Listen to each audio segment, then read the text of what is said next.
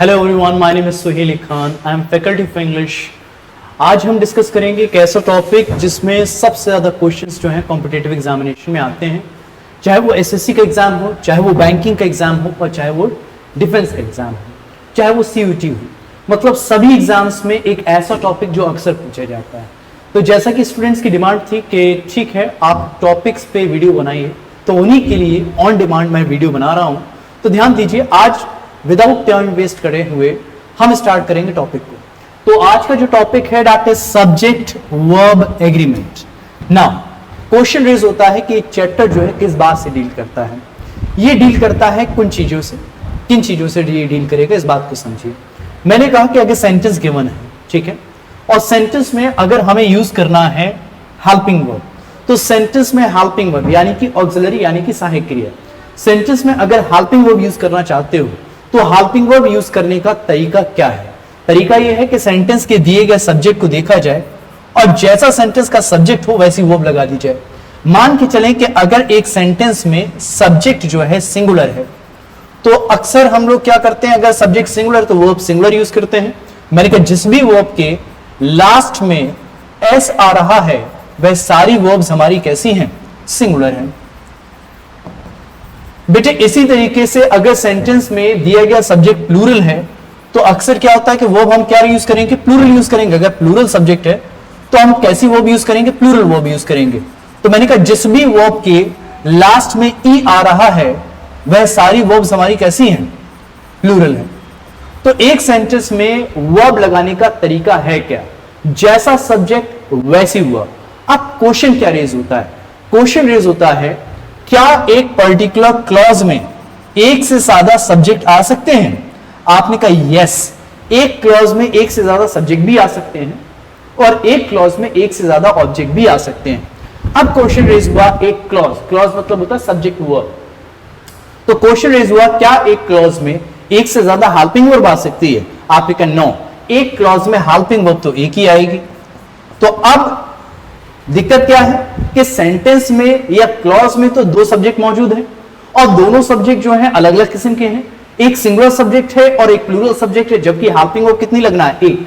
तो वह helping verb लगाएं किसके आधार पे, लगाएं किसके बेसिस पे, उसी का डिसीजन लेना इज कॉल्ड एन एग्रीमेंट। तो यही चैप्टर का नाम है सब्जेक्ट वर्ब एग्रीमेंट। तो इस पूरे चैप्टर में हम दो बातों से डील करेंगे कि सेंटेंस में ये ढूंढेंगे सब्जेक्ट है कहां पे, और अगर ये सब्जेक्ट है तो उसके साथ आने वाला हेल्पिंग वर्ब क्या होना चाहिए। क्या हेल्पिंग वर्ब सिंगुलर होनी चाहिए या हेल्पिंग वर्ब प्लूरल होनी चाहिए। तो ज्यादा मैं आपको कोई शायरी नहीं सुनाने वाला हूं, ज्यादा मैं आपको कोई सॉन्ग्स नहीं सुनाने वाला हूं, टू द टॉपिक बात करेंगे। जैसा कि स्टूडेंट आप जानते हैं कि हमारे पास टाइम कम है, we are not born to study, हम पढ़ने के लिए पैदा नहीं हुए। हमारा टारगेट क्या है कि हम जल्द से जल्द एग्जाम को क्रैक करें, नौकरी को लें और अपनी नई जिंदगी स्टार्ट करें, ताकि लाइफ में कुछ और भी कर पाएं, ना कि अपने आप को सिर्फ और सिर्फ पढ़ाई में एंगेज रखें। राइट? हम किस लिए जन्म ले रहे हैं कि दुनिया को एक्सप्लोर कर सकें, कुछ न्यू इन्वेंशन कर सकें, ना कि अपने आप को इसी चीज में इंडल्ज रखें। तो ज्यादा बात ना करते हुए हम लोग टू दी टॉपिक बात करते हैं। ध्यान दीजिए, इस चैप्टर को आप पढ़िए, चैप्टर के बाद मैं आपको कुछ चीजें प्रैक्टिस करवाऊंगा। एक एक चैप्टर पढ़ते जाओ, उसको फ्री करते जाओ, ताकि हम other section like vocabulary, like reading portion, like comprehension, sentence, rearrangement और close test पे ध्यान दे सकें। चलिए टू द टॉपिक बात करते हैं। आज का जो टॉपिक है that is subject verb agreement. जैसा कि मैंने आपको बताया, हमारे दो टास्क हैं इस पूरे चैप्टर में, ये ढूंढना है कि सेंटेंस में सब्जेक्ट कहां पे है और उसके साथ आने वाली वर्ब क्या होने वाली है। चलिए अब हम पहले एक कॉन्सेप्ट को स्टडी करेंगे। इसमें एक कॉन्सेप्ट स्टडी कर रहे हैं जो सभी रूल्स के साथ कॉमन है। ध्यान दीजिए, मैंने कहा जैसा सेंटेंस का हेल्पिंग वर्ब होगा वैसा सेंटेंस का प्रोनाउन रखा जाएगा। राइट? जैसा सेंटेंस का हेल्पिंग वर्ब, जैसा सेंटेंस का सर्वनाम, वैसा सेंटेंस का, जैसा सेंटेंस का हेल्पिंग वर्ब वैसा सेंटेंस का प्रोनाउन, जैसा सेंटेंस की सहायक क्रिया वैसा सेंटेंस का प्रोनाउन, और जैसा सेंटेंस का प्रोनाउन वैसा सेंटेंस का पॉजेसिव एडजेक्टिव यानी कि अधिकारवाचक। कहने का मतलब क्या हुआ कि एक, दो और ये तीन, यानी कि हेल्पिंग वर्ब, प्रोनाउन और पॉजिटिव एडजेक्टिव, अगर इन तीन में से एक भी चीज अगर हमें मालूम पड़ जाती है बची और चीजों का अनुमान लगाया जा सकता है, रेस्ट चीजों को अज्यूम किया जा सकता है। क्यों? क्योंकि जैसा सेंटेंस का हेल्पिंग वर्ब होगा वैसा ही सेंटेंस में प्रोनाउन रखना पड़ेगा, और जैसा सेंटेंस का प्रोनाउन होगा वैसा सेंटेंस का पॉजिटिव एडजेक्टिव रखना पड़ेगा, और जैसा सेंटेंस का प्रोनाउन होता है वैसा सेंटेंस का सब्जेक्ट रखा जाता है। ऐसा क्यों? क्योंकि सब्जेक्ट के रिपीटिशन से बचने के लिए हम प्रोनाउन यूज करते हैं। Why we use pronoun? In order to avoid the repetition of the given subject. जब नहीं चाहिए कि सेंटेंस का सब्जेक्ट बार बार रिपीट हो, तो सब्जेक्ट के रिपीटिशन से बचने के लिए नंबर और जेंडर को देखते हुए जिस वर्ड को हम डिजाइन करते हैं वो क्या होता है? प्रोनाउन। तो प्रोनाउन फिलहाल आ किसकी जगह रहा है? सब्जेक्ट की जगह। तो जैसा सब्जेक्ट रहा होगा वैसा प्रोनाउन डिजाइन करना पड़ेगा, या जैसा प्रोनाउन रहा होगा वैसा सब्जेक्ट रहा होगा। तो कहने का मतलब क्या हो गया कि जैसा सेंटेंस का हेल्पिंग वर्ब वैसा सेंटेंस का प्रोनाउन, और जैसा सेंटेंस का प्रोनाउन वैसा सेंटेंस का पॉजिटिव एडजेक्टिव। क्या इतनी बात सभी को समझ में आई? अब ध्यान दीजिएगा, इसको अच्छे से समझिएगा, समझिए। फॉर एग्जाम्पल मान के चलो कि सेंटेंस में THEIR देयर दिया गया है। क्या दिया गया है? THEIR there. अब देयर जो है वो किससे बना होगा? दे से। देयर किससे बना होगा? दे से। अब देखो दे कौन सा प्रोनाउन है? सिंगुलर प्रोनाउन है कि प्लूरल प्रोनाउन है? तो देखो दे जो है, यू जो है, वी जो है वो कैसा प्रोनाउन है? प्लूरल प्रोनाउन है। ही जो है, शी जो है, इट जो है वो कैसा प्रोनाउन है? सिंगुलर प्रोनाउन है। तो मैं कह रहा हूं कि मान के चलो कि सेंटेंस में देयर दिया गया है, तो देयर किससे बनेगा? दे से। तो दे सिंगुलर प्रोनाउन है कि प्लूरल प्रोनाउन है? देखा जाए तो ये प्रोनाउन जो है प्लूरल है। कैसा है प्रोनाउन? प्लूरल है। अगर प्रोनाउन प्लूरल है तो सब्जेक्ट भी कैसा रहा होगा? प्लूरल रहा होगा, और सब्जेक्ट प्लूरल तो वो भी कैसी आ जाएगी? प्लूरल आ जाएगी। फिर से समझो, मान के चलो कि सेंटेंस में हमें इट्स दिया गया है, तो इट्स किससे बना होगा? इट्स से। अब इट्स सिंगुलर प्रोनाउन है कि प्लूरल प्रोनाउन है? तो देखा जाए कि इट्स जो है सिंगुलर प्रोनाउन है। कैसा प्रोनाउन है बेटे? सिंगुलर प्रोनाउन है। अगर प्रोनाउन सिंगुलर है तो सब्जेक्ट भी कैसा रहा होगा? सिंगुलर, और सब्जेक्ट सिंगुलर तो वो भी कैसा आएगा? सिंगुलर। तो कहने का मतलब यही हुआ कि अगर हमें ये मालूम पड़ जाए कि सेंटेंस में हेल्पिंग वर्ब क्या है, तो अगर हेल्पिंग वर्ब मालूम पड़ जाए, या तो प्रोनाउन मालूम पड़ जाए, या तो पॉजिटिव एडजेक्टिव मालूम पड़ जाए, अगर इन तीन में से एक भी चीज मालूम पड़ गई तो बची और चीजों का अनुमान लगाया जा सकता है, रेस्ट चीजों को अज्यूम किया जा सकता है। ठीक है, ध्यान दीजिए, आगे बात करते हैं। जैसे एग्जाम्पल देखें, लिखा है पार्लियामेंट, लिखा है parliament dash decided to give its unconditional support for the betterment of the people of the country. फिर से देखें, parliament dash decided to give its unconditional support for the betterment of the people of the country. Right? अब देखें कि sentence में हमने अपने subject that is parliament के लिए इट्स यूज किया गया है। क्या यूज किया है? इट्स यूज किया है। अगर हम देखें कि इट्स यूज किया गया है तो इट्स जो है वो किस किस्म का पॉजिटिव एडजेक्टिव? इट्स किससे बन रहा है? इट्स से। और इट्स किस किस्म का प्रोनाउन है? सिंगुलर प्रोनाउन है। अगर प्रोनाउन सिंगुलर है, राइट, अगर देखें कि इट्स जो है किससे बना है? इट्स से बना है।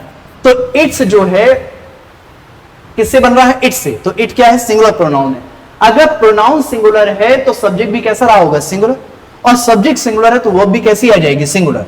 तो सिंगुलर वर्ब क्या हो गई? हैज। तो इधर हम क्या यूज करने वाले हैं? हैज। तो अब करेक्ट स्टेटमेंट क्या बना? Parliament has decided to give its unconditional support for the betterment of the people of the country. Let's look to the next example. अब next example को देखते हैं। बहुत ही easy है। ये हमने डर बना रखा है कि इंग्लिश डिफिकल्ट है। मैं कह रहा हूं कि इंग्लिश बिल्कुल डिफिकल्ट नहीं है। मैं कह रहा हूं कि आप बिल्कुल वीक नहीं है। बस बात कितनी सी है? बात इतनी सी है कि हम यूज टू नहीं रहे। एकेडमिक्स के बाद हमसे ग्रामर को इतना नहीं पूछा गया कि हम यूज टू रहते, हम उसको लगातार सॉल्व करते, लगातार सॉल्व नहीं किया, तो इसलिए हम यूज टू है नहीं, तो इसलिए वो हमें डिफिकल्ट लग रहा है। अब यूज टू हो जाओगे।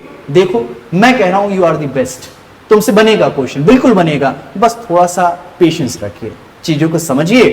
और इतने सारे टीचर्स हैं, अगर आपको लगता है कि किसी टॉपिक में आपको दिक्कत है तो you have number of teachers, उन टीचर से पूछिए इस तरह हम क्या करें, हमसे क्वेश्चन नहीं बन रहा है, तो that teacher will provide you the alternate कि कैसे उस क्वेश्चन को हैंडल करना है। Let's come to the example. क्या दिया है? People dash are right to criticise but at the same time they must learn to praise good things. तो देखो इस सेंटेंस में जो दे यूज किया गया है, तो दे किसको इंडिकेट कर रहा है? प्यूपल को। अगर बेटे हम अपने सब्जेक्ट के लिए प्लूरल प्रोनाउन यूज कर रहे हैं, तो सब्जेक्ट किस किस्म का रहा होगा? प्लूरल किस्म का। और सब्जेक्ट प्लूरल है तो वर्ब भी कैसी आ जाएगी? प्लूरल। और प्लूरल वर्ब क्या होती है? हैव। तो कुछ बात समझ में आई कि मैं क्या समझाना चाह रहा हूं? Come to the next sentence. क्या लिखा है? Jury divided into their decision. अब देखो बेटे, ज्यूरी के लिए अगर आप देयर यूज कर रहे हो जो कि दे से बनता है, तो भाई दे तो प्लूरल प्रोनाउन है, तो अगर प्रोनाउन प्लूरल है तो उसका अधिकारवाचक भी पॉजिटिव एडजेक्टिव भी क्या हुआ? प्लूरल। अगर पॉजिटिव एडजेक्टिव प्लूरल है तो सब्जेक्ट भी कैसा रहा होगा? प्लूरल। और सब्जेक्ट प्लूरल है तो वर्ब भी कैसी गेन होगी? Plural, that is verb. तो your answer is verb.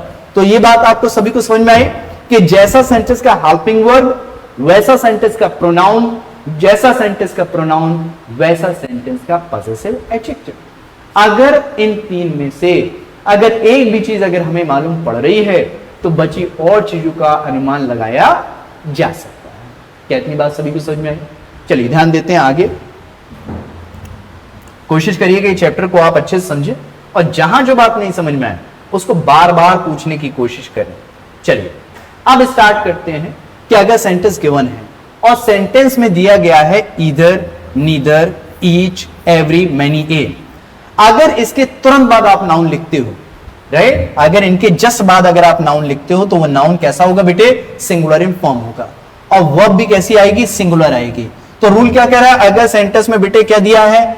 Either दिया गया है, नीदर दिया गया है, ईच दिया गया है, एवरी दिया गया है, मैनी के साथ ए और एन दिया गया है, तो सभी केसेस में वर्ब जो है आप कैसे यूज करेंगे?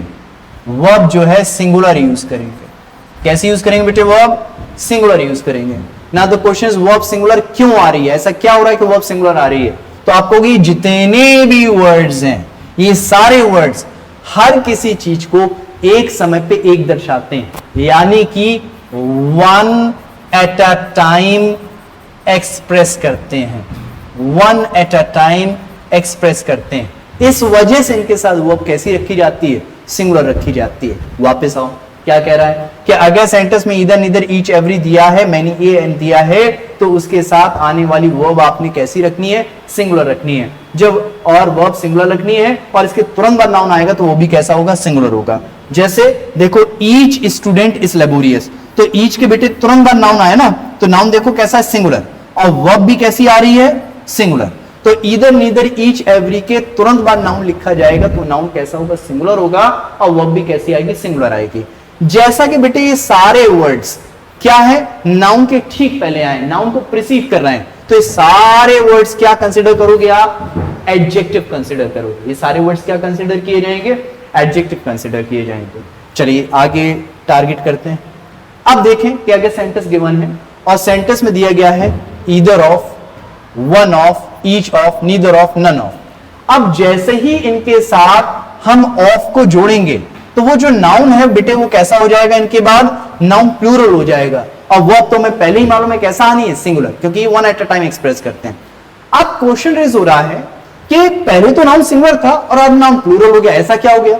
आपने कहा जैसे ये ऑफ लगता है बेटे, it becomes a case of selection. किसका केस बन जाता है? सिलेक्शन का केस बन जाता है। तो सिलेक्शन करने के लिए हमारे पास ऑप्शन एक होना चाहिए कि एक से ज्यादा। भाई जब ऑप्शन एक से ज्यादा होंगे तभी तो चॉइस एक करोगे, तो ऑप्शन होने चाहिए एक से ज्यादा, इसलिए नाउन हो गया प्लूरल, ऑप्शन होगा प्लूरल। चॉइस करेंगे एक, that's why the verb is singular. तो फिर से समझो कि अगर ईदर, नीदर, ईच, एवरी के तुरंत बाद नाउन लिखते हो तो नाउन सिंगुलर होगा, ऑफ हो जाएगा तो नाउन कैसा हो जाएगा? प्लूरल हो जाएगा। लेकिन दोनों केस में वर्ब कैसी होगी? सिंगुलर। एक बार और चीजों को हम रिमाइंड करते हैं, रिकॉल करते हैं, फिर से सुनो। Either, neither, each, every, many, a, an के तुरंत बाद नाउन लिखा जाए तो नाउन होता है सिंगुलर, ऑफ लग जाएगा तो नाउन होगा प्लूरल, लेकिन दोनों केस में वर्ब कैसी होगी? सिंगुलर। ध्यान दीजिए आगे, जैसे सेंटेंस दिखा है, देखो, each of the students in is laborious. अब देखो ईच के साथ बेटे जैसे ही हमने ऑफ को जोड़ा तो अब जो नाउन है वो कैसा हो गया? प्लूरल। और वर्ब तो हमें पहली मालूम है कैसी आनी है? Singular. Come to the next statement, देखो क्या कहा गया? One of the representatives are knowledgeable and good at handling people. अब देखो इसमें क्या कहा गया कि अगर सेंटेंस में वन ऑफ दिया है तो वन ऑफ के साथ नाउन कैसा होता है, प्लूरल होता है। नाउन कैसा होता है, प्लूरल होता है। तो नाउन बेटे कैसा हो गया, प्लूरल हो गया। लेकिन वर्ब कैसी होती है, सिंगुलर। तो बेटे क्या हो गया, आर की यहां क्या लिख देंगे आप, इज लिख देंगे। क्या इतनी बात समझ में आई? अब आ जाओ नेक्स्ट, क्या दिया है, one of the representatives are knowledgeable and good handling people so you can select him. तो अब देखो सेंटेंस में वही चीज, आई थिंक वही चीज रिपीट कर दी गई है कि अगर सेंटेंस में वन ऑफ दिया है, वन ऑफ लगने पर नाउन कैसा हो जाएगा, प्लूरल। लेकिन अगेन वर्ब कैसी होगी, सिंगुलर। तो अगेन आर के यहां क्या लिख दिया जाएगा, इज। अब आ जाओ नेक्स्ट स्टेटमेंट में। नेक्स्ट स्टेटमेंट देखते हैं, neither of the two candidates have paid his subscription. अब देखो सेंटेंस में क्या हो रहा है कि नीदर ऑफ लग गया ना, तो ऑफ लगने पर अब ये जो नाउन है वो कैसा हो जाएगा, प्लूरल।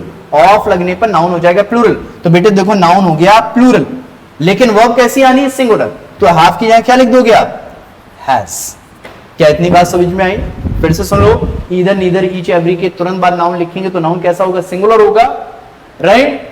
और इधर नीदर ईच एवरी के साथ ऑफ लग जाएगा तो नाउन कैसा होगा, प्लूरल होगा। लेकिन दोनों केस में वर्ब कैसी होगी, सिंगुलर। क्या इतनी बात सभी को समझ में आई? अब पढ़ते हैं आगे और देखो कि कॉम्पिटिटिव एग्जामिनेशन में और क्या पूछा जाएगा इससे रिलेटेड। ध्यान दीजिए, देखो either of is use for two. Either of कितनों के लिए आता है, दो के लिए। वन ऑफ कितनों के लिए आता है, मोर देन टू के लिए। दोनों कैसे हैं, पॉजिटिव हैं। नीदर ऑफ कितनों के लिए आता है, दो के लिए। नन ऑफ कितनों के लिए आता है, दो से ज्यादा के लिए। और दोनों कैसे हैं, नेगेटिव है। क्या इतनी बात समझ में आया? फिर से समझो, ईदर ऑफ का मतलब होता है दो में से कोई एक। वन ऑफ का मतलब होता है बहुत सौ में से कोई एक।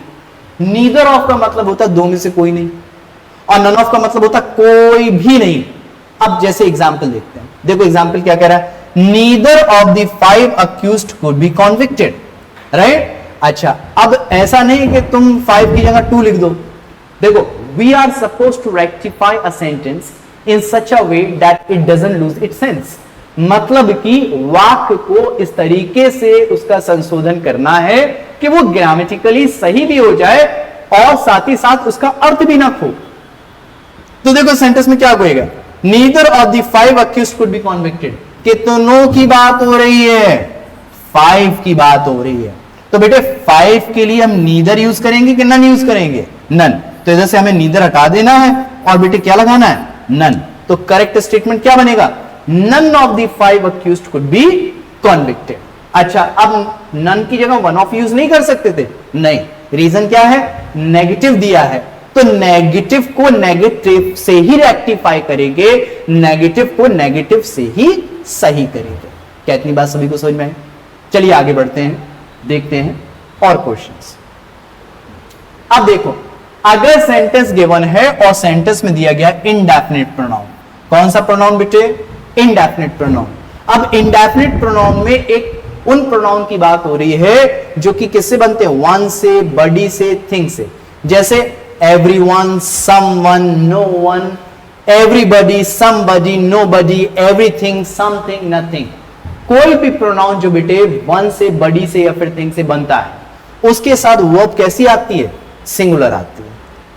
अब रीजन हुआ कि ऐसा क्यों, क्योंकि अगर आप इस सेंटेंस को पढ़ो, लिखा है someone has stolen my book। क्या लिखा है, someone has stolen my book। क्या someone में बेटे आपको नाम मालूम है, नहीं, हमें नाम तो मालूम नहीं।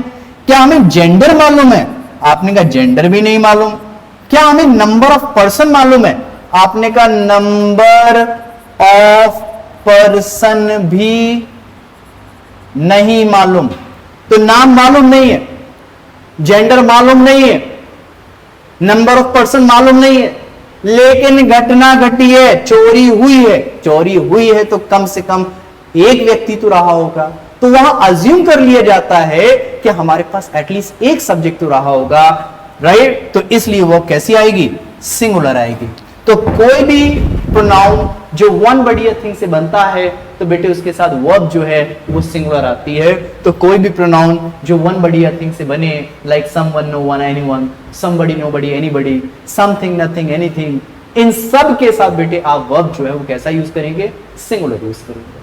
ठीक, आइए कुछ और एग्जाम्पल देखते हैं। जैसे लिखा everyone among the selected candidates were enjoying drinking all kind of liquor when it started raining cats and dogs। अच्छा, cats and dogs जो है पहले ही समझ लो ये किस्म का प्रवर्ब है, राइट। इसका अर्थ होता है भारी वर्षा, राइट, बहुत तेज वर्षा होती है तो उसको बोलते हैं it's raining cats and dogs, right.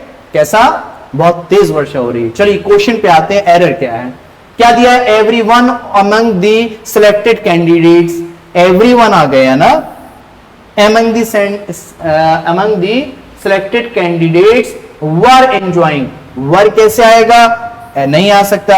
अभी हमने पढ़ा कोई भी प्रोनाउन जो वन बड़ी थिंग से बनेगा उसके लिए वर्ब बेटे कैसा आएगा, सिंगुलर आएगा। मुंह से बोला करो, ऐसे चुपचाप बैठोगे थोड़ी ना कुछ होना है, मुंह से बोलो, इतना अच्छा मुंह है तुम्हारा, ठीक है। ध्यान दो, तो कोई भी प्रोनाउन जो वन बड़ी थिंग से बनता है उसके लिए वर्ब कैसा आता है, सिंगुलर आता है। सो कोई भी प्रोनाउन जो वन बड़ी थिंग से बनेगा उसके लिए हम वर्ब सिंगुलर लगाएंगे। चलिए आगे सीखते हैं। देखिए अब जितना अभी तक सीखा, जितने रूल्स अभी तक सीखे, अब उन सबको कंक्लूड करते हैं और देखते हैं कॉम्पिटिटिव एग्जामिनेशन में इस चीज को एग्जामिनर हमसे पूछेगा कैसे।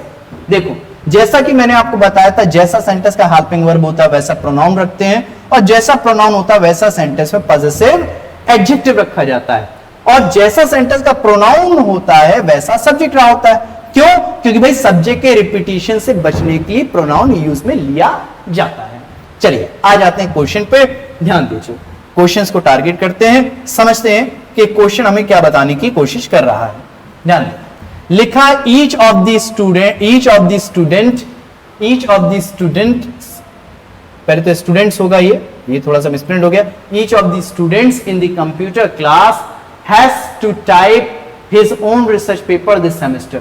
हिज क्यों लिखा गया है, हिज क्यों लिखा गया है, क्या रीजन है कि इधर हमने हिज को लिख दिया है। आपने कहा हिज को इसलिए लिखा गया है कि ईच की अगर हम बात करते हैं, ध्यान दीजिएगा, ईच की बात करते हैं, समझिएगा, अगर हम सेंटेंस में किसकी बात कर रहे हैं, ईच की बात कर रहे हैं, तो ईच के साथ बेटे वर्ब कैसा आता है, सिंगुलर आता है। जब ईच के साथ कंफर्म हो गया, मैंने क्या कहा था, या तो हेल्पिंग वर्ब मालूम पड़ जाए, या तो प्रोनाउन, या तो पॉजिटिव एडजेक्टिव, तो ईच के रूल से हमें मालूम पड़ गया कि इसके साथ आने वाली हेल्पिंग वर्ब कैसी होती है, सिंगुलर होती है। जब वर्ब सिंगुलर है तो बची और दो चीजें भी कैसी होंगी, सिंगुलर, प्रोनाउन और पॉजिटिव एडजेक्टिव भी कैसा होगा, सिंगुलर। अब सिंगुलर बेटे ही भी है, शी भी है, इट भी है। ग्रामर क्या कहती है, जब जेंडर का ज्ञान ना हो, when you are unaware about gender, use what, it. लेकिन उसी समय ग्रामर क्या कहती है, उसी समय ग्रामर हमें क्या कहना चाहती है, उसी समय ग्रामर कहना चाहती है कि भाई अगर जेंडर ना मालूम हो लेकिन सेंटेंस में इंसान की बात हो रही हो तो हमें मैस्कुलाइन जेंडर यूज करना चाहिए, मर्दाना जेंडर यूज करना चाहिए। तो मैस्कुलाइन जेंडर क्या, ही, और ही का अधिकारवाचक क्या होगा, दैट इज हिज। ही का अधिकारवाचक क्या होगा, दैट इज हिज, राइट। ही का अधिकारवाचक क्या होगा, हिज। तो इधर हम क्या यूज करेंगे, हिज यूज करेंगे। क्या इतनी बात समझ में आई कि हिज क्यों आया है, क्योंकि इधर नीदर ईच एवरी के साथ वर्ब कैसी आती है, सिंगुलर, राइट। इधर नीदर ईच एवरी के साथ वर्ब कैसी आती है, सिंगुलर आती है। इनके साथ वर्ब जो है वो कैसी आती है, सिंगुलर। जब वर्ब सिंगुलर आ रही तो उसके लिए अधिकारवाचक भी कैसा आएगा, सिंगुलर। तो given sentence is correct, there is no error. आ जाओ नेक्स्ट सेंटेंस पे। अब नेक्स्ट सेंटेंस क्या कह रहा है, एवरी वुमन। तो देखो बेटे हमने पढ़ा है कि अगर सेंटेंस में एवरी दिया हो, क्या दिया हो, एवरी दिया हो, तो एवरी के साथ वर्ब कैसी आती है, सिंगुलर। जब वर्ब सिंगुलर आती है तो अधिकारवाचक और प्रोनाउन भी कैसी आएगी, सिंगुलर आएगा। अब यहां तो मेंशन कर दिया क्या कि हम specifically we are talking about woman. किसकी बात कर रहे हैं, वुमन की बात कर रहे हैं। तो जब वुमन की बात कर रहे हैं तो हम क्या लगाएंगे, हर यूज करेंगे। तो जब वर्ब सिंगुलर आती है, राइट, एवरी के साथ वर्ब कैसी आई, सिंगुलर आई ना, होप्स, वर्ब में ऐसे लग जाता है तो वर्ब कैसी हो जाती है, सिंगुलर। तो वर्ब कैसी आई, सिंगुलर। जब वर्ब सिंगुलर है तो उसके लिए पॉजिटिव एडजेक्टिव भी कैसा आएगा, सिंगुलर। तो सिंगुलर क्या होगा, हर, राइट। अगर यहां विमेन ना लिखा होता, अगर वुमन ना दिया होता तो हम हिज लिखाते, लेकिन हमें हर क्यों लिखना पड़ रहा है? क्योंकि यहां स्पेसिफिकली मेंशन किया गया है कि we are talking about feminine gender, female की बात कर रहे हैं। आ जाइए नेक्स्ट सेंटेंस में, this is a strange word where each one, देखो ईच वन आ गया ना, तो देखो हमने पढ़ा है कि अगर सेंटेंस गिवन है और सेंटेंस में क्या दिया है, each one, no one, one बड़ी थिंग से कोई भी चीज बनी है, तो ईच वन के साथ भी वर्ब कैसी आती है, सिंगुलर आती है। जब ईच वन के साथ बेटे वर्ब सिंगुलर आती है, जब वर्ब सिंगुलर आती है तो बची और दो चीजें भी कैसी आएंगी, सिंगुलर आएंगी, प्रोनाउन भी सिंगुलर आएगा और पॉजिटिव एडजेक्टिव भी कैसा आएगा, सिंगुलर आएगा। चलो क्वेश्चन देखते हैं, क्वेश्चन में क्या कह रहा है कि भाई ईच वन दिया है, ईच वन के साथ बेटे वर्ब तो सिंगुलर आ गई, परस्यूज वर्ब में ऐसे लगा देते सिंगुलर बनाने के लिए, जब वर्ब सिंगुलर आ रही है तो पॉजिटिव एडजेक्टिव भी कैसा आना चाहिए, सिंगुलर। तो हिज आया कि नहीं आया, क्यों हिज आया है, क्योंकि ईच वन जेंडर नहीं बताया गया, लेकिन ये मालूम पड़ रहा है इंसान की बात हो रही है, इंसान की बात हो रही है, तो इसका मतलब हम मैस्कुलाइन जेंडर यूज करेंगे अगर हमें जेंडर नहीं मालूम है। तो क्या बना करेक्ट स्टेटमेंट, तो ये तीनों सेंटेंस बिल्कुल करेक्ट हमें दिए गए थे। This is a strange world where each one pursues his own golden bubble and laugh at others for doing the same. I hope ये कॉन्सेप्ट आपको क्लियर हुआ होगा। एक एक धीरे धीरे धीरे धीरे चैप्टर्स को पढ़िए, धीरे धीरे रूल्स को पढ़िए और उसके क्वेश्चंस टारगेट करिए।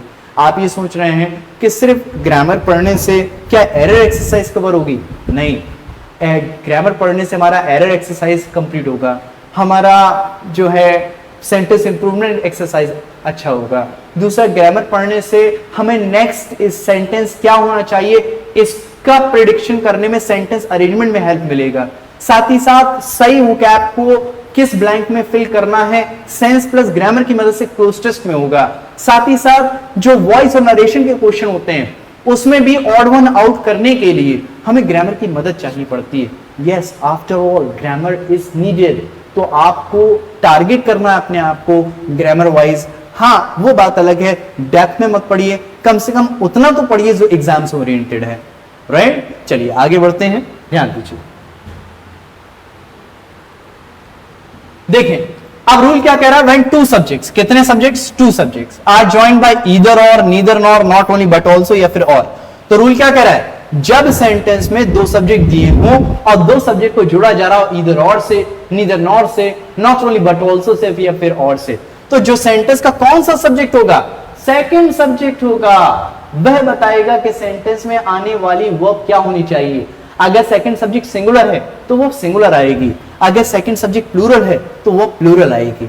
चलिए टारगेट करते हैं एग्जाम्पल को, जैसे लिखा not only the principal but also the students was laughing. तो देखो इसमें हमें क्या कहा गया है कि not only but also say दो सब्जेक्ट्स को जोड़ा गया। रूल क्या कह रहा है, सेकंड सब्जेक्ट वर्ब गाइड करेगा। सेकंड सब्जेक्ट क्या है, पहला सब्जेक्ट तो प्रिंसिपल है, दूसरा सब्जेक्ट स्टूडेंट्स है, प्लूरल है, तो बच्चे वर्ब कैसी आएगी, प्लूरल आएगी, तो वॉज की जगह क्या लिखेंगे आप, वर लिखेंगे। अब आ जाते हैं नेक्स्ट सेंटेंस पे, क्या दिया है, neither Rakesh nor I R living for Hyderabad, Hyderabad में थोड़ा फील के साथ बोलो, हैदराबाद, विद इन कमिंग 5 और more days for this project.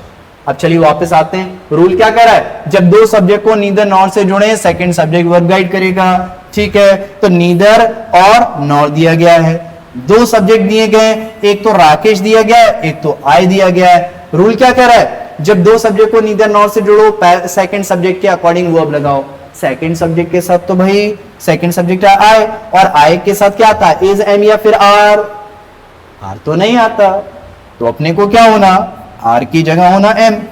तो करेक्ट स्टेटमेंट अपने को क्या होना, मतलब कि सेकंड सब्जेक्ट, मतलब सेकंड सेंटेंस में एरर क्या है, आर की जगह एम लिख दिया जाएगा। तो करेक्ट सेंटेंस क्या बनेगा, neither Rakesh nor I am living for Hyderabad with in coming 5 और more days for this project. I hope ये रूल आपको कवर हुआ होगा। फिर से मैं आपको रिकॉल करवाता हूं कि जब सेंटेंस में दो सब्जेक्ट दिए हैं और दो सब्जेक्ट को जोड़ा जा रहा है ईदर और से, नीदर नॉर से, not only but also say, या फिर और से, तो जो सेंटेंस का कौन सा सब्जेक्ट होगा, सेकंड सब्जेक्ट होगा, वह बताएगा कि सेंटेंस में आने वाली वर्ब क्या होनी चाहिए। ठीक है, चलिए ध्यान दीजिए, जब पढ़ाई किया करें तो थोड़ा सा एक आध कुछ फ्रूट्स को चॉप करके रख लिया करो, पढ़ते जाओ, थोड़ा सा खाते जाओ, ज्यादा हैवी डाइट नहीं लेना, बस थोड़ा थोड़ा खाते रहो, थोड़ा सा एक्टिव बने रहो, राइट। बहुत इंपॉर्टेंट चैप्टर है, आप इसको प्रैक्टिस कर लेंगे तो परफॉर्मेंस ज्यादा आ जाएगा। अगर आपको किसी किस्म की दिक्कत होती है तो आप मुझसे डायरेक्ट कांटेक्ट करिए। मैं आपको अपना नंबर लिख दे रहा हूँ, ध्यान दीजिए। मेरा नंबर है 9990222006। अगर आपको कभी भी ऐसा लगता है कि आप इमोशनली ब्रेक हो रहे हो, या आपको ऐसा लगता है कि कभी कोई दिक्कत आ रही है पढ़ाई में, या आपको काउंसलिंग की जरूरत है, you can directly deliver a message, right, and accordingly I handle it. Need not worry. भाई तुम इंडिया के यूथ हो और मैं चाहता हूं कि तुम एक जल्दी से जॉब क्रैक करके अपने आप को सिर्फ इसमें इंडल्ज नहीं रखो कि तुम इन्हीं नाउन प्रोनाउन एडजेक्टिव और ऐसी मैथमेटिक्स में पड़े रहो। अरे जल्दी से जॉब लो यार, जिंदगी जीना है, बहुत से अच्छे अच्छे लोगों से मिलना है, बहुत सी अच्छी अच्छी जगहें देखना है। कहाँ उलझ रहे हो? जल्दी से इसको पढ़ो और अपने आप को फ्री करो। Let's start with the next. ध्यान दो, नेक्स्ट रूल क्या कह रहा है? जब सेंटेंस में दो सब्जेक्ट दिए हैं, कितने subjects? 2 subjects, right, are joined by with, together with, no less than, as well as, nothing but. फिर से सुनो, जब सेंटेंस में 2 सब्जेक्ट दिए हैं और 2 सब्जेक्ट को जोड़ा जा रहा है विथ से, टुगेदर विथ से, नो लेस देन से, एज वेल एज से, या फिर नथिंग बट से, तो जो सेंटेंस में कौन सा सब्जेक्ट होगा? जो सेंटेंस में फर्स्ट सब्जेक्ट होगा। कौन सा सब्जेक्ट बेटे?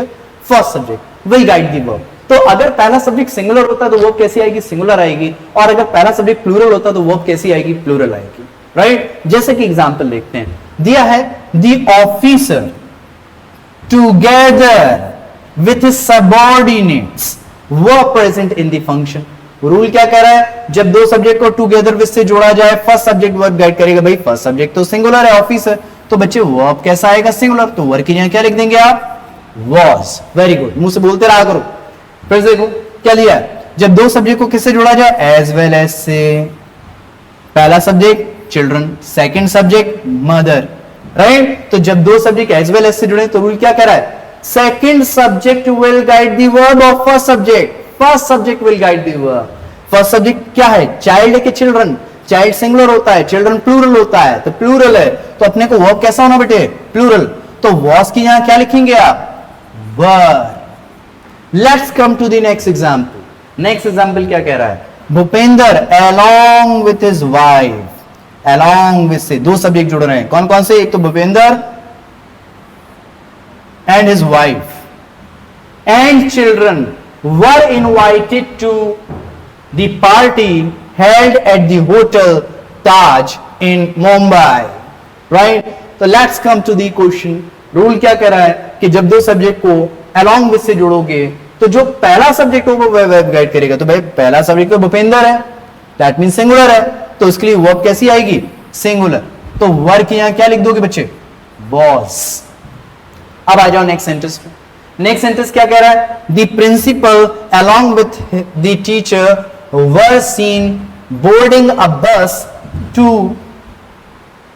go for a picnic on the national holiday, right? क्या कह रहा है रूल? जरा समझो कि अगर सेंटेंस में 2 सब्जेक्ट दिए हैं उनको किससे जोड़ा जा रहा है बच्चे? along with से। रूल कह रहा है फर्स्ट सब्जेक्ट वर्ब गाइड करेगा, तो फर्स्ट सब्जेक्ट क्या है? Principal, right, principal. अब प्रिंसिपल दिया है, दैट मीन सिंगुलर है, सिंगुलर है तो वर्ब कैसी आएगी? सिंगुलर आएगी। तो वर्ब की यहां क्या लिख दोगे? वॉज। आई होप कि आपको समझ में आ गया होगा रूल कि जब सेंटेंस में 2 सब्जेक्ट दिए हैं और 2 सब्जेक्ट को किससे जोड़ा जा रहा है? 2 सब्जेक्ट को किससे जोड़ा जा रहा है? विथ से, टुगेदर विथ से, नो लेस देन से, अलोंग विथ से, राइट, या फिर एज वेल एज से, या फिर नथिंग बट से। तो जो सेंटेंस का कौन सा सब्जेक्ट होगा? फर्स्ट सब्जेक्ट होगा, वह गाइड करेगा कि सेंटेंस में आने वाली वर्ब क्या होनी चाहिए। Thank you. सो आगे स्टार्ट करते हैं, ध्यान दीजिए। आई होप ये रूल आपको कवर हो गया होगा। टारगेट करते हैं नेक्स्ट। नेक्स्ट दिया है कि अगर सेंटेंस गिवन है और सेंटेंस में दिया गया मैनी या फिर मैनी के साथ दिया गया आर्टिकल ए और एन।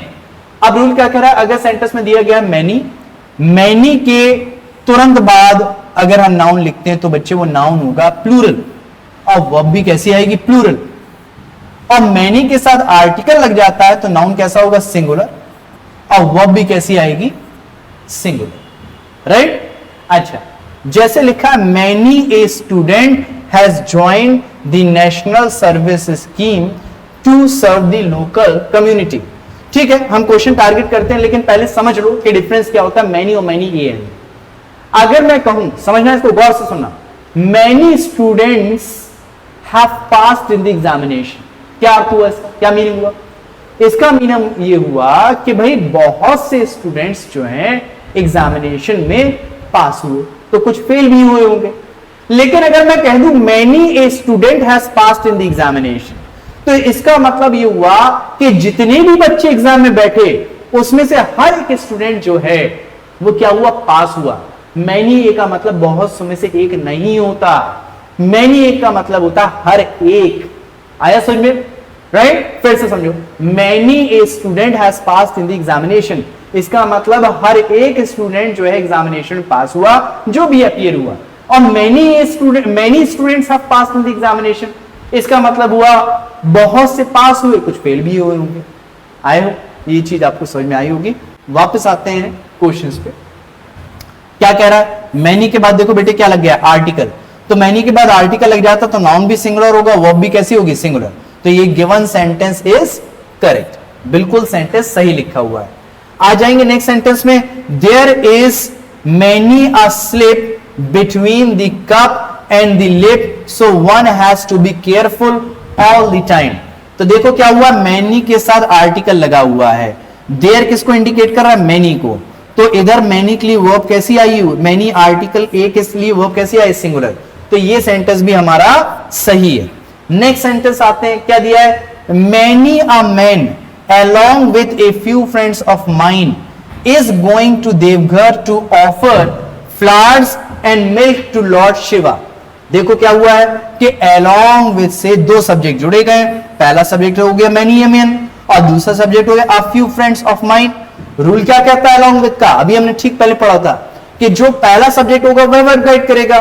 तो भाई पहला सब्जेक्ट तो many a man है और many a के साथ तो वर्ब कैसी आती है, सिंगुलर आती है। तो वर्ब सिंगुलर आई है, गिवन सेंटेंस सही है, कोई एरर नहीं है। आई होप ये आपको सारी चीजें समझ में आ रही होंगी। You might find it easy, right. चलिए आगे पढ़ते हैं, क्या दिया है, मैनी एन। मैनी एन के साथ आर्टिकल लग गया है, मैनी के साथ आर्टिकल लग गया है, तो नाउन कैसा होना चाहिए, सिंगुलर होना चाहिए, है ना। तो एम्प्लॉइज, एम्प्लॉइज होगा कि एम्प्लॉय होगा, एमनी, मैनी एन एम्प्लॉय, एम्प्लॉइज नहीं होगा, एम्प्लॉय होगा, क्योंकि मैनी के बाद जब आर्टिकल लग जाता है तो नाउन सिंगुलर हो जाता है। देखो क्या लिखा है, आर्टिकल लगने में नाउन सिंगुलर रखिए, नाउन सिंगुलर होगा, वर्ब सिंगुलर आएगी। तो वर्ब तो बिल्कुल सही दी है, वर्ब में कोई इशू नहीं है, बस दिक्कत क्या है कि नाउन गलत दिया गया था। तो इधर एम्प्लॉइज की जगह एम्प्लॉय होगा, क्योंकि मैनी के बाद आर्टिकल लगता है तो नाउन भी सिंगुलर होता है और बेटे वर्ब भी कैसा होता है, सिंगुलर होता है। चलिए आगे टारगेट करते हैं।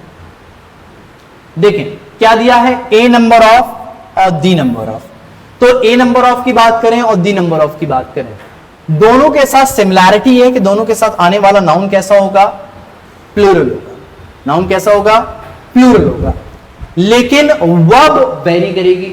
कैसे कि ए नंबर ऑफ है तो वर्ब कैसी आएगी बेटे, प्लूरल आएगी, और दी नंबर ऑफ हो गया तो वर्ब कैसी आएगी, सिंगुलर आएगी। अच्छा ये सिंगुलर प्लूरल इसमें डिपेंड कैसे कर रहा है, ये डिपेंड कर रहा है डेफिनेट और इनडेफिनेट के केस पे। देखिए बात हो रही ए नंबर ऑफ जो है वो बताता है इनडेफिनेट केस को, इनडेफिनेट केस को, और दी नंबर ऑफ बताता है डेफिनेट केस को। कौन से केस को, डेफिनेट केस को। कैसे समझना, इसको बहुत अच्छे से समझना बहुत जरूरी है, समझिए। मान के चलिए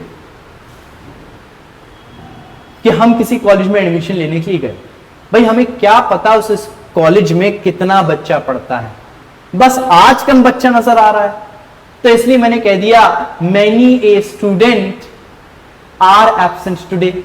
ऐसा क्यों बोला, ऐसा इसलिए बोला क्योंकि हमें नहीं मालूम कि उस कॉलेज की स्ट्रेंथ क्या है, बस हमें जो देखने में, जैसा हमने परसीव किया, जैसा हमने देखा, राइट, उसके आधार पे हमने बोल दिया। नॉलेज नहीं है, इंफॉर्मेशन नहीं है, बस देखने के आधार पे बोल रहे हैं। दैट मींस केस कैसा है, इंडेफिनिट है, इसलिए हम यूज करेंगे ए नंबर ऑफ। अब बीइंग अ टीचर तुम अपनी क्लास में एंटर करते हो और तुमने देखा कि आज अधिकतर बच्चा एब्सेंट है, तो भाई तुम्हें तो मालूम होगा ना कि रोजाना तुम्हारी क्लास में कितना बच्चा बैठता है, जिसमें से आज अधिकतर बच्चा क्या है, एब्सेंट है। इसका मतलब तुम्हें नॉलेज है कि रोजाना तुम्हारी क्लास की स्ट्रेंथ क्या होती है, जिसमें से आज अधिकतर बच्चा एब्सेंट है। तो वहां हम यूज करेंगे दी नंबर ऑफ, जैसे the number of students is absent today. तो दी नंबर ऑफ बताता है डेफिनेट केस को, जब आपके पास इंफॉर्मेशन है, ए नंबर ऑफ बताता है इंडेफिनिट केस को, जब आपके पास इंफॉर्मेशन नहीं है। चलिए ध्यान देते हैं, जैसे लिखा there appears a number of problems and I really don't know how to solve them. तो देखो इस सेंटेंस में क्या हुआ है, ए नंबर ऑफ दिया है, तो ए नंबर ऑफ के साथ नाउन कैसा होता है, प्लूरल, नाउन हो गया प्लूरल, मतलब ये सही है, कोई दिक्कत नहीं है। लेकिन वर्ब कैसी आएगी ए नंबर ऑफ के साथ, प्लूरल। तो देखो ए नंबर ऑफ के साथ वर्ब आनी है प्लूरल, और वर्ब को प्लूरल बनाने के लिए वर्ब में से ऐसी एस हटा देते हैं, तो इधर से एस हट जाएगा और वर्ब को प्लूरल अपीयर बनाया जाएगा। अब एक कॉन्सेप्ट में दे रहा हूं, जरा इसको बहुत अच्छे से समझना कि अगर सेंटेंस में डेमोन्स्ट्रेटिव वर्ड दिए हो, डेमोन्स्ट्रेटिव वर्ड्स दिए हो, डेमोन्स्ट्रेटिव वर्ड मतलब जो इंडिकेट करते हैं, जैसे दिस हो गया, दैट हो गया, दीज हो गया, दोज हो गया, राइट, ये सारे क्या है, डेमोन्स्ट्रेटिव वर्ड है, इंडिकेट करने के लिए काम आते हैं। जिसको भी ये इंडिकेट करेंगे, जिस भी चीज को ये इंडिकेट करेंगे, जिस भी नाउन को ये इंडिकेट करेंगे, उनके लिए वर्ब यहां लगेगी। कहां लगेगी, यहां लगेगी वर्ब। यहां मालूम पड़ेगा कि वर्ब क्या होनी चाहिए, राइट। तो देखो क्या हो रहा है, देयर इंडिकेट किसको कर रहा है, देयर इंडिकेट कर रहा है ए नंबर ऑफ, तो इसके लिए वर्ब कहां आएगी, यहां आएगी, इसलिए वर्ब यहां लगाई गई है, और वर्ब ए नंबर ऑफ के साथ प्लूरल आती है, तो इसलिए एस हटा दिया गया। नेक्स्ट सेंटेंस पे आओ, this year the number of applications has risen by as many as 50%। अब देखो क्या हो गया, दी नंबर ऑफ दिया, दी नंबर ऑफ के साथ दी नंबर ऑफ के साथ नाउन कैसा होना चाहिए, प्लूरल, नाउन प्लूरल हो गया, और वर्ब कैसी होनी चाहिए, सिंगुलर, तो वर्ब सिंगुलर दी है, यानी कि given sentence is correct, there is no error, sentence बिल्कुल सही लिखा हुआ है, राइट। अब आ जाते हैं नेक्स्ट पे, ध्यान दीजिए कि अगर सेंटेंस में दिया है, लिखा है our country need a number of self sacrificing and devoted political leaders like me, not like me, मतलब सेंटेंस में लिखा है लाइक मी, तो ध्यान दो क्या कह रहा है, a number of, a number of, right, a number of के साथ क्या सीन है, देखो वर्ब कैसी आती है, प्लूरल आती है, तो वर्ब कैसी आती है, प्लूरल आती है, तो वर्ब कैसी चाहिए, प्लूरल चाहिए, और वर्ब प्लूरल दी है, राइट, नीड्स नहीं लिखा है, नीडी लिखा है। वर्ब अगर सिंगुलर होती तो एस लगता है नीड्स में, वर्ब कैसी चाहिए हमें, प्लूरल, इसलिए वर्ब में एस नहीं लगा है, नीड में एस नहीं लगा है, इसका मतलब गिवन सेंटेंस इज करेक्ट। क्या इतनी बात सभी स्टूडेंट्स को समझ में आई, ए नंबर ऑफ, तो फिर से मैं एक बार रिकॉल करवा रहा हूं, ए नंबर ऑफ होगा नाउन प्लूरल होगा, दी नंबर ऑफ होगा तब भी नाउन प्लूरल होगा, ए नंबर ऑफ पे वर्ब प्लूरल हो जाएगी, दी नंबर ऑफ वर्ब पे वर्ब कैसी हो जाएगी, सिंगुलर हो जाएगी। चलिए टारगेट करते हैं नेक्स्ट, जैसा कि मैं सारी चीजें क्लास में पढ़ा चुका हूं, ठीक है, ये सिर्फ और सिर्फ तुम्हें बैकअप देने के लिए मैं ये वापस चीजों को रिकॉल कर रहा हूं, क्योंकि मुझे चाहिए मेरा हर एक स्टूडेंट जो क्लास में बैठता है वो स्ट्रांग हो। आई डोंट केयर कि तुम किस में क्या हो, मेरे सब्जेक्ट में मुझे स्ट्रांग चाहिए, बस इस बात को समझो। Let's come to the next. अगर सेंटेंस में दिया रिलेटिव प्रोनाउन, रिलेटिव प्रोनाउन हो गया हु, व्हिच, दैट। अच्छा, इन तीन को हम पहचानेंगे कैसे, ये कुछ और भी तो हो सकते हैं, कोई अदर पार्ट ऑफ स्पीच की तरह भी तो एक्ट कर सकते हैं। तो इन तीन वर्ड्स हु, व्हिच, दैट को रिलेटिव प्रोनाउन जब मानना है, पहला तो ये सबसे बात सेंटेंस के बीच में दिए हूं, पहला क्या, सेंटेंस के बीच में, और दूसरा ये इनके तुरंत बाद वर्ब हो, तो ये सेंटेंस के बीच में हो तुरंत बाद वर्ब हो, तो इसको क्या मान लेना है, relative pronoun of subjective case. कौन सा, सब्जेक्टिव केस। तो सब्जेक्टिव केस के रिलेटिव प्रोनाउन को हम पहचाने कैसे, इनको सब्जेक्टिव केस का रिलेटिव प्रोनाउन कब क्लेम करें, जब ये सेंटेंस के बीच में हो और इनके तुरंत बाद क्या दी हो, वर्ब दी हो, तो इनको मानेंगे relative pronoun of subjective case. अब इसका रूल क्या कहता है, रूल कहता है कि जो मेरा एंटीसीडेंट होगा, जो रिलेटिव प्रोनाउन का एंटीसीडेंट होगा, यानी कि इसके ठीक पहले आ रहा वर्ड जो होगा, वह बताएगा कि सेंटेंस में आने वाली वर्ब क्या होनी चाहिए, राइट। क्या इनके बाद आने वाली वर्ब जो है क्या होनी चाहिए, ध्यान दीजिए, इनके बाद आने वाली जो वर्ब है वो क्या होनी चाहिए, ये हमें पहचान करनी है।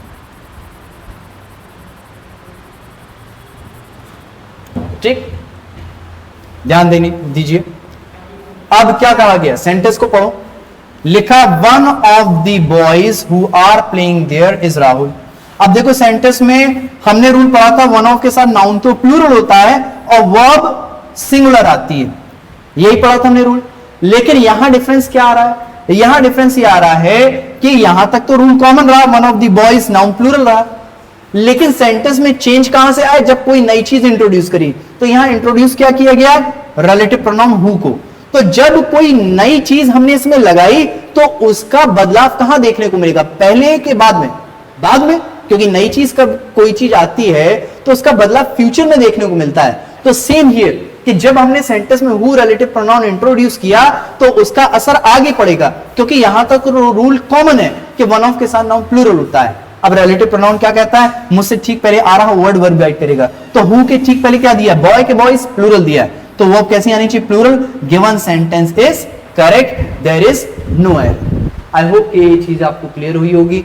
Let's come to the next statement, देखते हैं नेक्स्ट सेंटेंस क्या कह रहा है। नेक्स्ट सेंटेंस कह रहा है computer virus works exactly like the biological variety which invade the human body.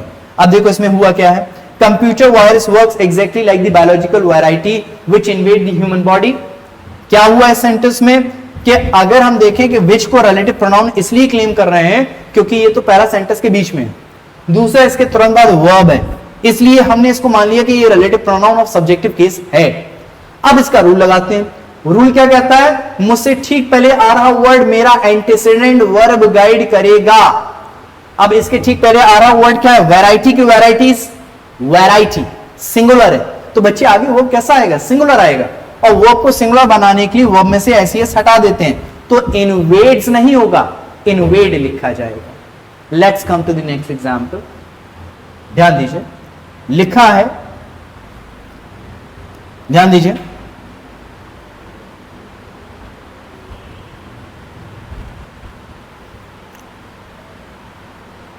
fear is one of those emotions which frequently root us to inaction, right? अब देखो इसमें हम which को relative pronoun क्यों कह रहे हैं, क्योंकि एक तो बीच में आया है और इसके बाद verb भी दी है, इसलिए ये relative pronoun of subjective case है। अब रूल क्या कहता है, मेरा एंटीसीडेंट वर्ब गाइड करेगा, तो मेरा विच के ठीक पहले आ रहा एंटीसीडेंट क्या है भाई, ध्यान दो क्या दिया है, fear is one of those emotions, plural है, राइट? इसके लिए वर्ब कैसा आएगा, जल्दी बताओ वर्ब कैसा आएगा, प्लूरल आएगा। और वर्ब प्लूरल दिया भी है, वर्ब में एसईएस नहीं लगा, रूट्स नहीं लिखा, रूट ही लिखा है, इसका मतलब given sentence is correct, there is no error, इसमें कोई भी एरर नहीं है। क्या इतनी बात सभी को समझ में आई? आई होप कि रिलेटिव प्रोनाउन वाला रूल जो है आपको क्लियर हो गया होगा जब बात वर्ब को प्लेस करने की आती है। चलिए ध्यान दीजिए नेक्स्ट, कि अगर सेंटेंस में स्ट्रक्चर है हमारे पास noun plus preposition plus noun, ध्यान दो कि जब भी हमारे सामने सेंटेंस है और सेंटेंस में स्ट्रक्चर है noun plus preposition plus noun, तो प्रेपोजिशन के पहले आ रहे नाउन को हमेशा क्या मानना है, सब्जेक्ट मानना है। ये प्रेपोजिशन कोई भी हो सकती है, कोई स्पेसिफिक प्रेपोजिशन की बात नहीं हो रही। मैंने कहा जब भी structure noun plus preposition plus noun का होगा, जनरली जो एग्जाम में मिलती है वो प्रेपोजिशन ऑफ मिलती है, लेकिन हम और भी प्रेपोजिशन इसमें कंसीडर कर सकते हैं। रूल क्या कह रहा है, जब भी structure noun plus preposition plus noun का होगा तो प्रेपोजिशन के पहले आ रहे नाउन को सब्जेक्ट मानेंगे, जैसा सब्जेक्ट वैसी वर्ब, राइट? जैसा सब्जेक्ट वैसी वर्ब। अगर सब्जेक्ट सिंगुलर तो वर्ब सिंगुलर आएगी, सब्जेक्ट प्लूरल तो वर्ब प्लूरल आएगी। जैसे लिखा the books of Rahul has lost, तो ये एक नाउन हो गया, ये प्रेपोजिशन हो गई, ये फिर नाउन हो गया। रूल क्या कह रहा है, प्रेपोजिशन के पहले आ रहे नाउन को क्या मानो, सब्जेक्ट मानो। सब्जेक्ट हो गया बुक्स यानी कि प्लूरल, तो आगे वर्ब कैसी होनी चाहिए, प्लूरल, तो हैव की हैज की यहां क्या हो जाएगा, हैव। आ जाओ next, still the bulk of Indian women are living below poverty line, तो अगेन स्ट्रक्चर क्या है, still bulk of women, noun of noun, noun plus preposition plus noun. Rule क्या कह रहा है, प्रेपोजिशन के पहले आ रहे नाउन को क्या मानेंगे, सब्जेक्ट, तो प्रेपोजिशन के पहले आ रहा नाउन हो गया बल्क यानी कि सिंगुलर, बल्क किससे बनता है, समूह किससे बनता है, एक से ज्यादा से, लेकिन बनता कितना समूह है, एक समूह। तो एक समूह के लिए वर्ब कैसा आएगा बच्चे, सिंगुलर। तो आर के यहां क्या हो जाएगा, इज। नेक्स्ट आ जाओ, the ways of the communication has changed dramatically since the last century, right. अब देखो सेंटेंस में क्या हुआ है, ways of communication, noun plus preposition plus noun. Rule क्या कर रहा है, प्रेपोजिशन के पहले आ रहे नाउन को सब्जेक्ट मानो, सब्जेक्ट क्या हो गया, वेज, प्लूरल हो गया, तो वो कैसी आएगी, प्लूरल। तो हैज के यहां क्या लगाएंगे आप, हैव, क्योंकि वर्ड कैसा है, प्लूरल। नेक्स्ट क्या दिया है, the unskilled class of the workers are the most exploited under the present labour contract system. अब देखो क्या दिया है, class of workers, noun plus preposition plus noun. Rule क्या कर रहा है, प्रेपोजिशन के पहले आ रहे नाउन को क्या मानो, सब्जेक्ट। तो प्रेपोजिशन के पहले आ रहा नाउन क्या है, क्लास की क्लासेस, क्लास सिंगुलर है, तो वर्ब कैसी आनी चाहिए, सिंगुलर। तो आर के यहां क्या हो जाएगा, इज। अगला सेंटेंस देखो क्या दिया है, the success of our efforts depend upon the number of people who actually uses the new methods. तो देखो सेंटेंस में क्या हुआ है, success of efforts, noun plus preposition plus noun, right. तो जब भी structure noun plus preposition plus noun का होगा तो प्रेपोजिशन के पहले आ रहे नाउन को सब्जेक्ट मानेंगे। तो सब्जेक्ट हो गया सक्सेस, और सक्सेस के लिए वर्ब कैसी आएगी, singular, that is depends, right. क्योंकि सक्सेस को काउंट नहीं कर सकते, सक्सेस कौन सा नाउन है, अनकाउंटेबल नाउन। और अगर कोई नाउन अनकाउंटेबल है तो अनकाउंटेबल नाउन किसको बोला जाता है, एक ऐसा वर्ड जिसे नंबर में ना बता सकें या फिर जिसको बताने के लिए यूनिट का सहारा लें, उस किस्म के नाउन को बोलते हैं अनकाउंटेबल नाउन। और अनकाउंटेबल नाउन के लिए जो वर्ब आती है वो कैसी आती है, सिंगुलर आती है, राइट। अनकाउंटेबल नाउन की वर्ब कैसी आती है, सिंगुलर आती है। तो अनकाउंटेबल नाउन कौन सा है, एक ऐसा नाउन जिसे नंबर में ना बता सके या फिर एक ऐसा वर्ड जिसको बोलने के यूनिट का सहारा लें, वह नाउन हो गया अनकाउंटेबल।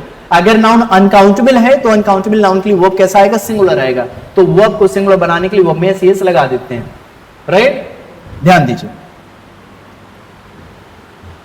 अब इसी का एक सब रूल है कि जब भी स्ट्रक्चर हो noun plus preposition plus noun, लेकिन प्रेपोजिशन के दोनों तरफ नाउन कैसा हो जाए, सेम।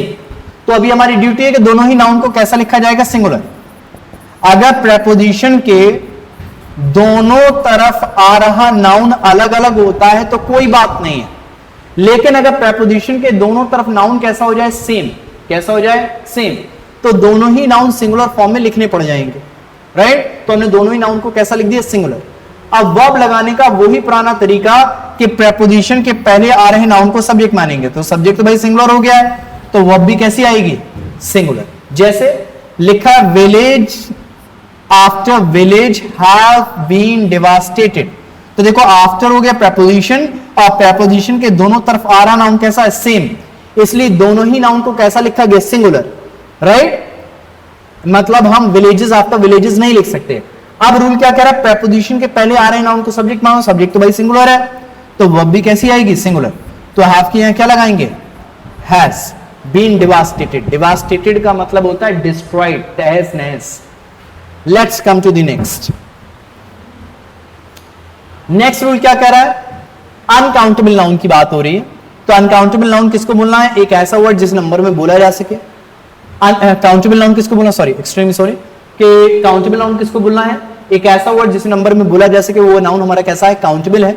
अब बात कर रहे हैं अनकाउंटेबल नाउन की। तो अनकाउंटेबल नाउन कौन सा नाउन है, एक ऐसा वर्ड जिसे नंबर में बोला ना जा सके या फिर बोलने के लिए यूनिट का सहारा लेना पड़े, उस वर्ड को हम कौन सा नाउन बोलते हैं, अनकाउंटेबल नाउन बोलते हैं।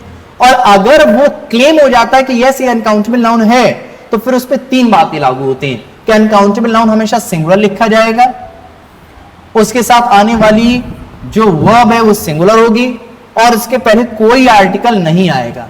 तो एक ऐसा नाउन जिसे बोलने के लिए यूनिट का सहारा ले, या फिर एक ऐसा नाउन जिसे नंबर में ना बता सके, उस किस्म के नाउन को हमेशा सिंगुलर लिखना है, वर्ब सिंगुलर लगेगी और उसके पहले कोई आर्टिकल नहीं आएगा।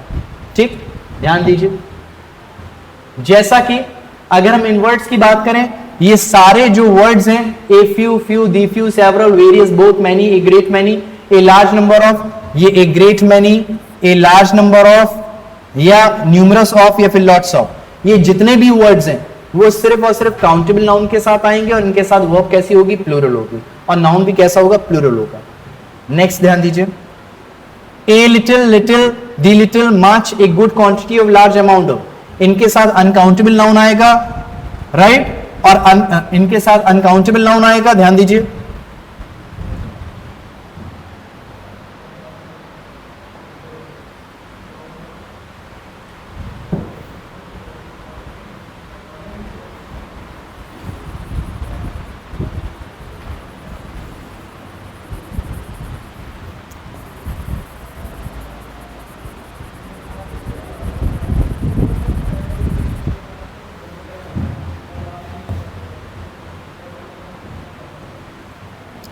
इनके साथ जो है अनकाउंटेबल नाउन आएगा, और अगर अनकाउंटेबल नाउन होगा तो उसको सिंगुलर फॉर्म में लिखेंगे,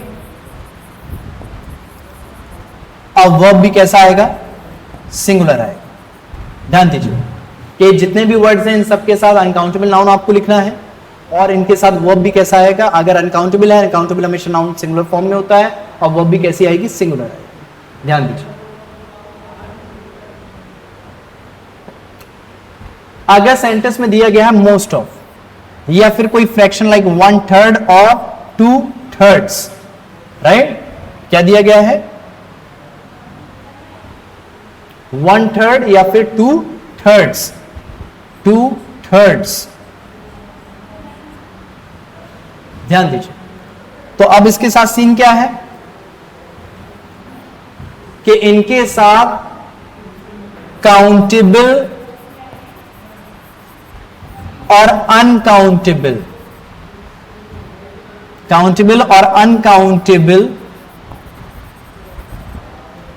दोनों किस्म के नाउन रखे जा सकते हैं। तो कहने का मतलब हो गया मोस्ट ऑफ के साथ और कोई फ्रैक्शन लाइक 1/3 और 2/3 के साथ दोनों किस्म के नाउन रखे जा सकते हैं। तो इसका मतलब हो गया इनके बाद जैसा नाउन होगा वैसा ही वर्ब रख दिया जाएगा, मतलब नाउन एंड वर्ब जो होंगी वो कैसी होंगी, सेम होंगी। जैसे देखो 9/10 of the pillar have 9/10 of the pillar have rotted away। तो इस सेंटेंस में इशू क्या है, 9th of the pillar have नहीं होगा, क्या होगा, has। इसमें देखो most of the water in Yamuna that you can see are not only because of the heavy rain that Delhi has witnessed these few days, but because of the water from some other rivers as well। अब देखो इस sentence में क्या हो रहा है कि most of के बाद जैसा नाउन, नाउन कैसा है, सिंगुलर है, तो नाउन सिंगुलर तो वर्ब भी कैसी आएगी, सिंगुलर आएगी। तो आर की यहां क्या लिख देंगे, इस। तो मोस्ट ऑफ या फिर फ्रैक्शन के बाद जैसा भी नाउन आप देखोगे वैसा ही वर्ब रखना पड़ेगा, क्योंकि मोस्ट ऑफ के साथ काउंटेबल अनकाउंटेबल दोनों किस्म का नाउन रखा जा सकता है।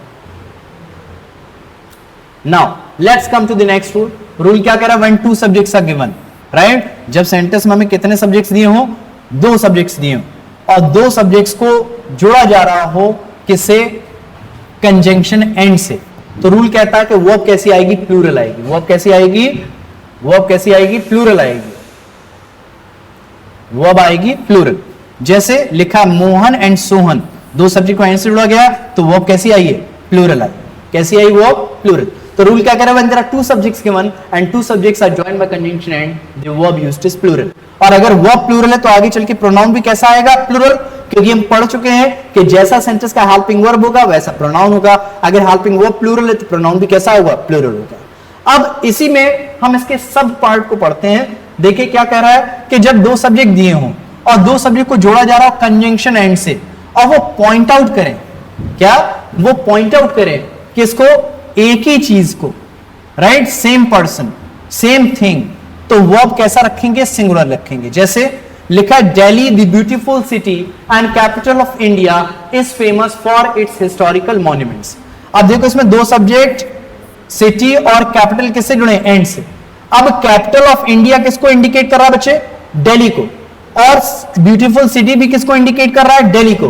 तो 2 सब्जेक्ट किससे जुड़ रहे हैं, कंजंक्शन एंड से। और जब 2 सब्जेक्ट जुड़े कंजंक्शन एंड से, बता रहे हैं एक ही चीज के बारे में, दैट इज दिल्ली, तो कितनों की बात कर चल रही है, दिल्ली की। तो इसलिए वर्ब कैसा आया, सिंगुलर। क्या इतनी बात समझ में आई? Given sentence is correct. तो रूल क्या कह रहा है कि जब सेंटेंस में दो सब्जेक्ट दिए हों और दो सब्जेक्ट को जोड़ा जाए कंजंक्शन एंड से और वो पॉइंट आउट करें किसी एक ही चीज को, राइट, तो इसलिए वर्ब हम उसके साथ सिंगुलर रखेंगे। ध्यान दीजिए, एक बार फिर से पढ़ लें, अगर नहीं आया तो फिर मुझसे पूछ लें, फिर आगे स्टार्ट करते हैं।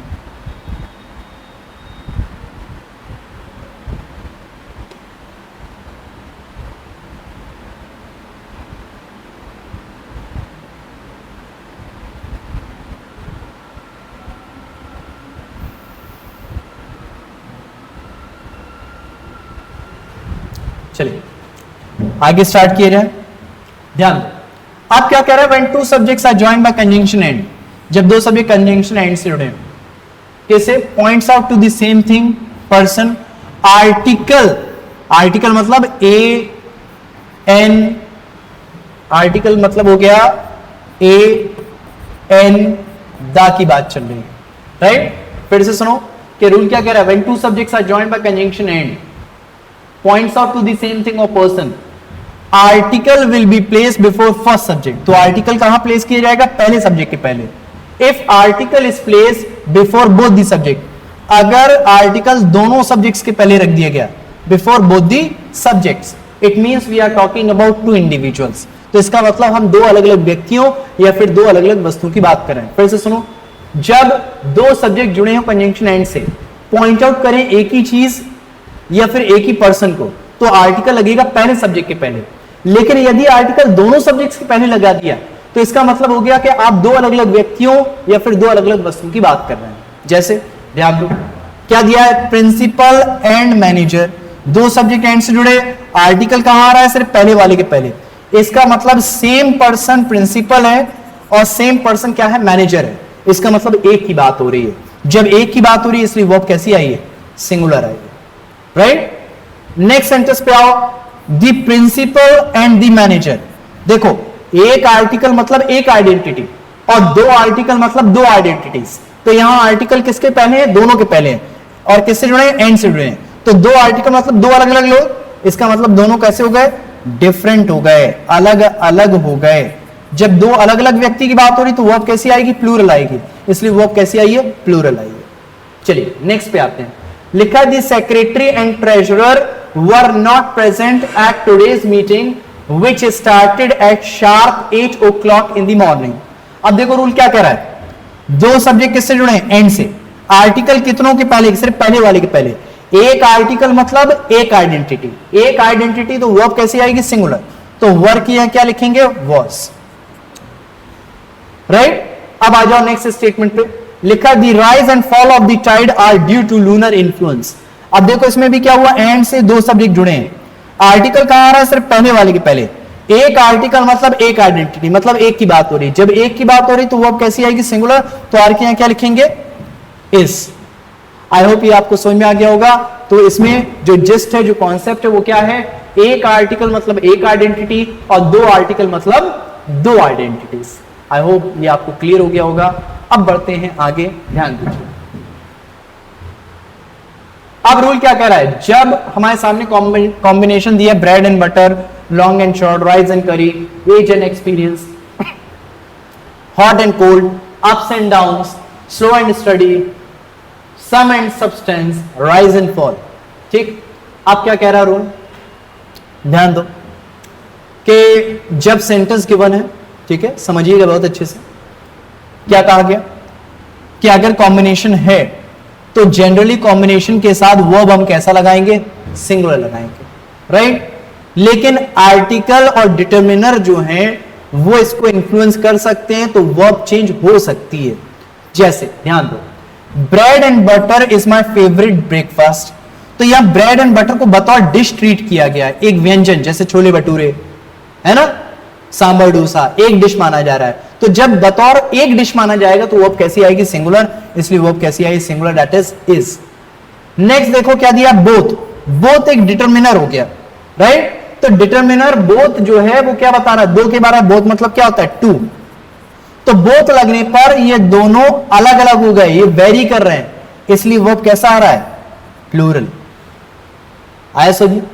अब जैसे सेंटेंस देखो क्या दिया है, दो सब्जेक्ट एंड से जुड़े हैं, the sum and substance of this poem is as follows. तो देखो दो सब्जेक्ट एंड से जुड़े, आर्टिकल कहां है, सिर्फ पहले वाले के पहले, तो एक आर्टिकल मतलब एक आइडेंटिटी, इसलिए वो कैसा आ रहा है, सिंगुलर। यहां a hot and a cold, यहां कितने आर्टिकल हैं, दो आर्टिकल हैं, दो आर्टिकल मतलब दो आइडेंटिटी, इसलिए वो कैसा आया है, प्लूरल। यहां देखो क्या हुआ, slow and steady wins the race. अब देखो इसमें तो कोई डिटर्मिनर भी हिंट नहीं दिया और इसमें कोई आर्टिकल हिंट भी नहीं दिया। अब क्या करें लास्ट वाले को सॉल्व करने के लिए, तो बच्चे जब हिंट नहीं दिया होगा तभी के लिए रूल लिखवाया गया कि वर्ब कैसा आएगा, सिंगुलर आएगा। तो देखो इसमें कोई आर्टिकल नहीं दिया, ना कोई डिटर्मिनर आपको हिंट दिया है, इसलिए वर्ब कैसा रखेंगे, सिंगुलर। तो slow and steady win the race, तो वर्ब को कैसा लिखा गया है, सिंगुलर। जैसा कि हम जानते हैं कि अगर वर्ब को सिंगुलर बनाना है, वर्ब को सिंगुलर बनाना है तो वर्ब में एस ऐड कर देते हैं, और वर्ब को अगर प्लूरल बनाना है तो वर्ब में एस जो है रिमूव कर देते हैं, हटा देते हैं। तो बेटे देखो वर्ब को क्या करना है, सिंगुलर बनाना है तो वर्ब में एस लगाया गया है। Again the given sentence is correct, ये वाला सेंटेंस भी करेक्ट, सभी सेंटेंस लगभग जो हैं वो हमारे सही लिखे हुए हैं। आई होप ये आपको समझ में आ गया होगा। इसके आगे बात करते हैं कि अगर सेंटेंस दिया है और सेंटेंस में fire and water, oil and water, sugar and water, time and tide दिया गया है, तो इनके साथ वर्ब कैसा आएगा, प्लूरल आएगा। तो देखो इसमें अभी हमने सीखा था कि वर्ब को सिंगुलर बनाना है, वर्ब में एस लगा दो, वर्ब को प्लूरल बनाना है, वर्ब में से एस हटा दो। तो फायर एंड वाटर दिया है, इसके साथ वर्ब प्लूरल आनी है तो वर्ब प्लूरल आई है, एस नहीं लगाया। टाइम एंड टाइड वर्ब को प्लूरल बनाना है, ध्यान दीजिए, वर्ब को प्लूरल बनाना है तो वर्ब को प्लूरल बनाया गया है, वर्ब में एस नहीं लगाया गया है। Again both sentence are correct. अब ध्यान दीजिए, अगर सेंटेंस में दिया गया मोर देन वन, अगर इसके तुरंत बाद नाउन लिखोगे तो नाउन कैसा होगा, सिंगुलर होगा, और वर्ब भी कैसी आएगी, सिंगुलर आएगी। अगर मोर के तुरंत बाद नाउन लिखोगे तो नाउन प्लूरल होगा और वर्ब भी कैसी आएगी, वर्ब भी कैसी आएगी, प्लूरल आएगी। तो कैसे याद रखना है, ध्यान दीजिए, वन के तुरंत बाद नाउन होगा तो नाउन कैसा है, सिंगुलर, और वर्ब भी कैसी, सिंगुलर। मोर मतलब एक से ज्यादा, मोर के तुरंत बाद नाउन होगा तो नाउन कैसा, प्लूरल, और नाउन प्लूरल तो वर्ब भी कैसा, प्लूरल। ये तो हो गया याद करने का तरीका। अब समझते हैं क्वेश्चन को कैसे हैंडल करना है। लिखा more than one, right, one आ गया ना, तो नाउन कैसा होना चाहिए, सिंगुलर, और वर्ब भी कैसी होनी चाहिए, सिंगुलर। तो हैव के यहां क्या लिख देंगे आप, हैज। नेक्स्ट देखो क्या दिया, मोर than one successful candidate of this institute, right. तो देखो क्या दिया, noun plus preposition plus noun.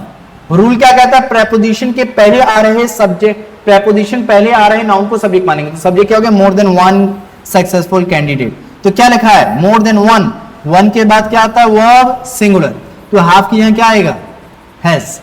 अब आ जाओ इस सेंटेंस में क्या दिया है, more than one book on life style and motivation by this writer have been published so far and all are selling like a hot cake.